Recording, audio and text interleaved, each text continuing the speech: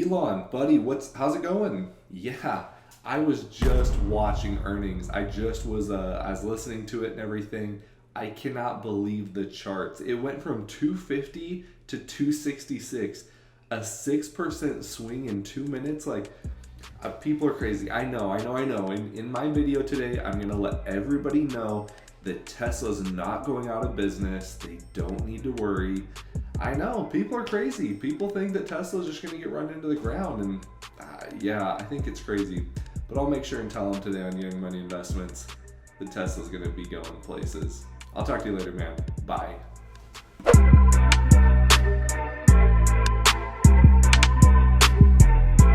Welcome back to Young Money Investments. In today's video, we are going to be talking about earnings. It is earnings season right now, and we have a lot in store. So today is April 24th, and Tesla has just reported earnings. We are going to be going over Tesla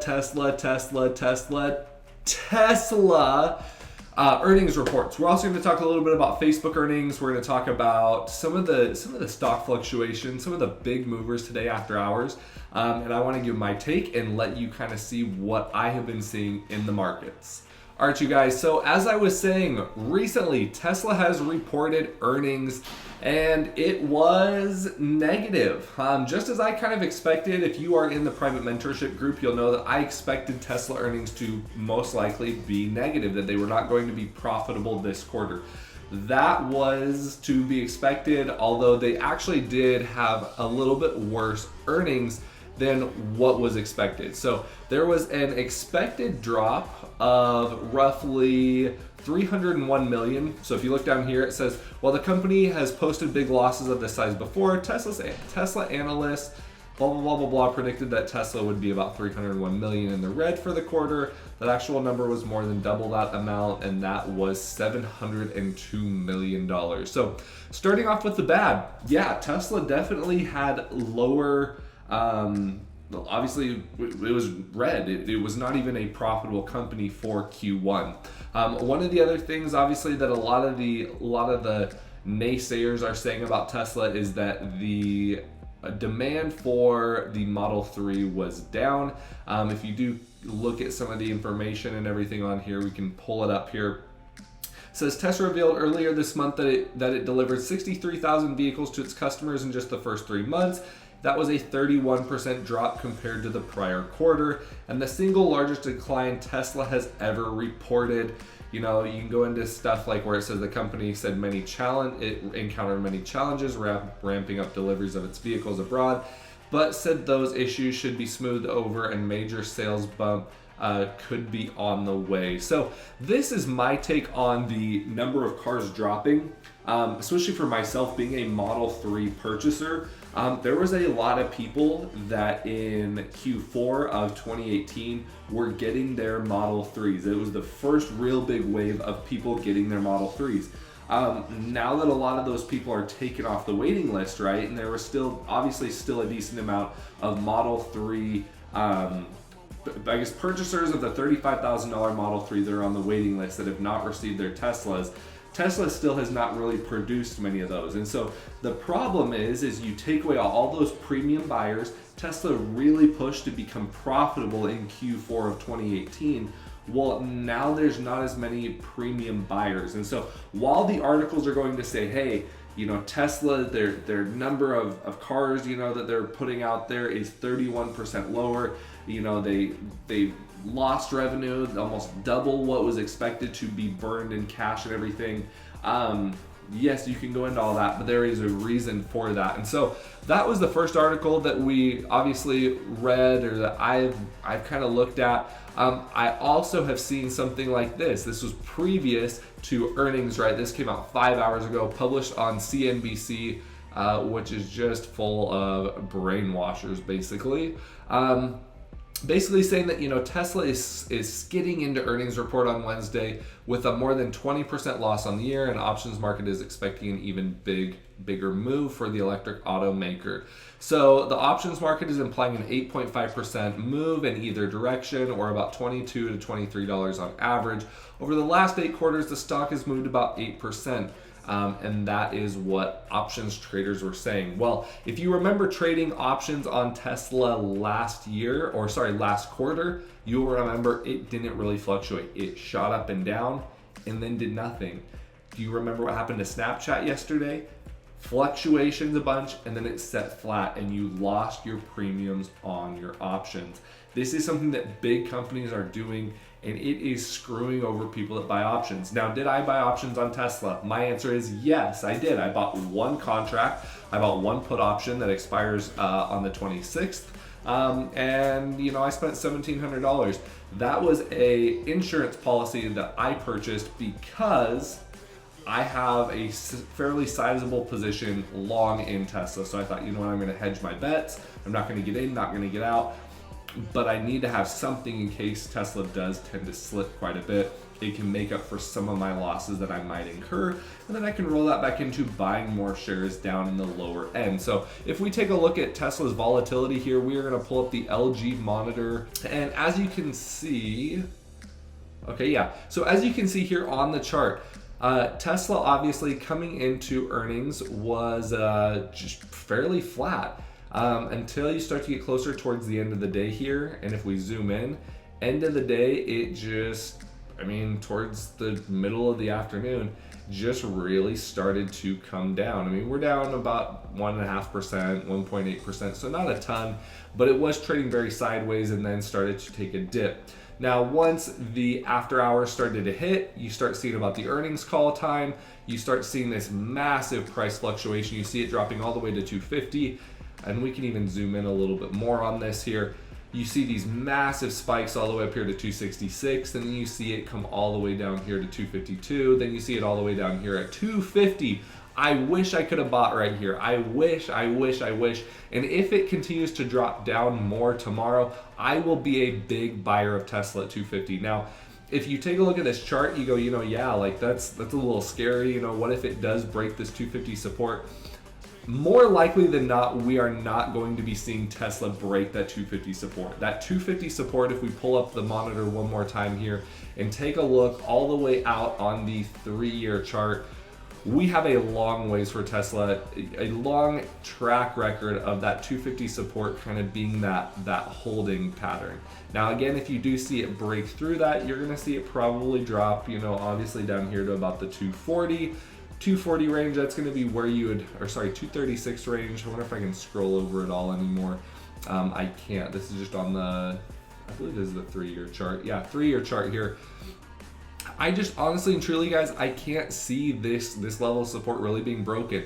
The news on Tesla was not bad enough for this to really reflect and for people to go, you know what, Tesla, it's not worth that support of 250. That 250 support has been support for, basically a couple years now. So it's hard to say that should be broken. The fundamentals of the company, and this is one of the things Elon said on the welcome call, or on on the earnings call, is that, Tesla, he hates that it's a publicly traded company because the company valuation is still very much the same. What fluctuates this price of the company oftentimes is a car had a fire. There was a Tesla that had an accident. Their earnings were a little bit lower, right? The number of cars they put out were a little bit lower. But does that change the fact that Tesla is leaps and bounds ahead of other companies in terms of the electric car manufacturing process? Hell no, it doesn't change that. So one of the things I want to get into in some of the positives about Tesla today is that the cars are getting better. Like, there's a lot of really cool features. This website posted this one. So motor technology for Model 3 helps boost Tesla Model S range by 10%. One of the cool things with the new Teslas is that the same 100 kilowatt battery that previously was putting out 335 miles of range now actually will give you 370 miles of range. On top of that, the Model X has now been moved up to 325. And I'm trying to see if I can find any more articles on here. Or any other more important things on here. So basically, like it says here, several factors combine to produce these impressive efficiency gains. This 325 mile range is actually higher. I don't know why it doesn't say that. It should be 370. It was a 10% bump in efficiency. They've done different things, like the new motors are more efficient. The suspension is a little bit better in these. The dampening is better. I think there's a better article, honestly and truly, that goes into these. Yeah, so here it is. Tesla boosts range of Model S to 370 miles. Let's see. I think that's pretty much it. Like, that was the main things, is that the range is just basically better. The suspension is a little bit better. As it says here, so the Model S and X have silicon carbide power electronics, improved lubrication, cooling, bearings, and gear designs. Tesla says the new vehicles are also better at regenerative braking, allowing cars to recapture more of its kinetic energy as it decelerates. Tesla also overhauled the air suspension on the Model S and X. New technology uses predictive model and to anticipate how the dampening will need to be adjusted based on the road, speed, and other vehicle and driver inputs. Tesla says it has improved the leveling of the system while cruising, keeping the car low to optimize aerodynamic drag. Tesla says that it has dramatically improved supercharging times with peak charging of 200 kilowatt hours on the new V3 superchargers. Tesla says its customers will be able to charge 50% faster. 50% faster. That is really, really big. The new 370 mile range Tesla Model S also will actually be able, and they've done this test drive from San Francisco to Los Angeles without needing a charge. So car and I think it was Motor Trend actually just did a drive. They were facing even a headwind going to Los Angeles. They said they could have even went quicker than normal highway speeds, whatever those are.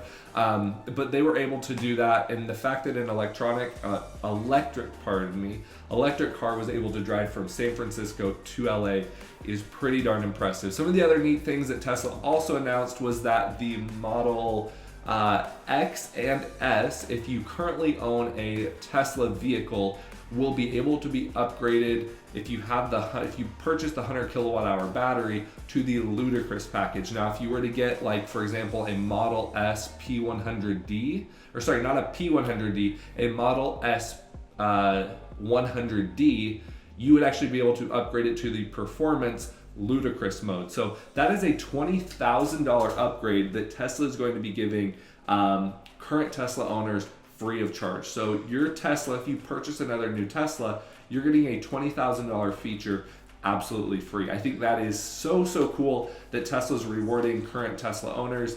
It kind of makes me think, do I really, do I want to buy used? Do I just want to buy a new one and get that feature for free? I mean, 20 grand is a huge difference, especially if you're reselling it, right? I mean, let's say it's 10 grand that you get back in resale. I mean, that is just, it's crazy. It's crazy that Tesla is doing that. So those are some of the big things. One other thing that I wanted to quickly talk to you about was some of the other aftermarket movers. We also saw quite a bit of movement going on with Facebook and Microsoft. So if we pull up the charts here really quick one more time, we will see that Microsoft just freaking popped, went off, went crazy. I mean, look at this on the 180-day chart here. I mean, if we just zoom in on this small scale here, it freaking went off. It looks even better if you pull it up on the 1 day, 1 minute chart. I mean, you're talking about after hours increases on Microsoft of about 4%, 4 to 5%. Microsoft is just killing it right now. And the other big, massive mover was good old Facebook. Facebook literally went from trading right here at about $182 or so, all the way up to highs of 202. That is a 10, almost 11% run. Oh my gosh. Guys, I had 400 shares of Facebook that I sold last earnings season for $168. That is literally almost a $5,000 potential for profit that I lost out on because I sold my Facebook shares. So that goes to show right now in this bull market, long-term investing has been paying off very nicely. If you take a look at the SPY, you will see that the S&P 500 just from its tank down here in December of, I guess it was like Christmas Eve, December 24th, 2018, till now has run up an average of, oh my gosh, 26%. Same thing if you look at the pattern on Facebook. So it has done a very similar movement down here at 122, but it has returned almost 63%. 63% return if you are a Facebook investor from its lows. So it is crazy to see all that. That is what I wanted to cover today in today's Young Money Investments video. Earnings reports, earnings season is always crazy, but I personally believe that the markets are overextended, overvalued. But that doesn't matter. It doesn't matter what I think, doesn't matter what I feel. At the end of the day, what is important is the fact that earnings are going very well. Snapchat beat earnings, Facebook beat earnings, Microsoft beat earnings. Companies are beating earnings right now. Chipotle, even with their massive growth, still beat earnings and still is making more money. And so what can I say? I mean, if these companies are beating earnings, their values are going to continue to go up. Again, with Tesla, obviously they got hit pretty hard, but again, I am still very bullish on Tesla, and I think if I can see this price get to 250, I will probably load up, most likely probably another 50 to 100 shares of Tesla. At that price, it is just so cheap, so undervalued. I need to buy Tesla at 250. It's just the price to do it. So anyway, thank you so much for tuning into Young Money Investments. If you would like to check out any of my other videos, please check some of those out. If you want to learn how to short companies, I have a private mentorship as well as a course that goes into long-term investing, swing trading, shorting, options trading, all those things in the course. Those are all linked down in the description. If you have any other questions, if you have thoughts, comments, concerns about earnings, please post them. If you like the Portland Trailblazers, throw a comment on there. Dame Dalla just coming in clutch with that nice little 3 to knock off OKC last night. So that's kind of why I had to wear this. But thank you so much for tuning into Young Money Investments. Can't wait to post another video, and I will catch y'all in the next one. Peace.